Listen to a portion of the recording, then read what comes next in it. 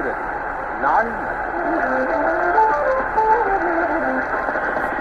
இரண்டாம் உலகப் போரின் போது அந்தமான் தீவுகளில் இருந்த பிரிட்டிஷ் ராணுவத்தை ஜப்பானிய படைகள் விரட்டி அடித்தன. இதனால் இந்தியாவின் ஒரு பகுதி விடுதலை பெற்றதாக அறிவித்து நேதாஜி சுபாஷ் சந்திரபோஸ் இந்திய கொடியை ஏற்றிய நாள் இன்று. ஆண்டு 1943. ரசாயன உரங்கள் பயன்பாடு, பசுமை புரட்சி, உலகமயமாக்கல் என அங்கக வேளாண்மையின் சுவடுகளே அழிந்து போயிருந்த தமிழகத்தில் இயற்கையின் தூதராய் தோன்றிய கோ. நம்மாழ்வாரின் நினைவு தினம் இன்று. ஆண்டு 2013. காந்தியவாதி ஜே.சி. குமரப்பா மற்றும் மசனாபு புகாகோவின் கிராமிய பொருளாதாரத்தால் ஈர்க்கப்பட்டு நெல்லின் அடி காட்டுக்கு, நடு மாட்டுக்கு, நுனி வீட்டுக்கு என்று எல்லா கூட்டங்களிலும் கூறியவர்.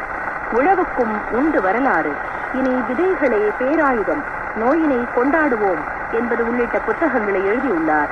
காலமெல்லாம் இயற்கை வேளாண்மையை, வாழ்வியலை மீட்க போராடிய கோ. நம்மாழ்வார் 2013ஆம் ஆண்டு இதே நாளில் இயற்கையோடு கலந்தார்.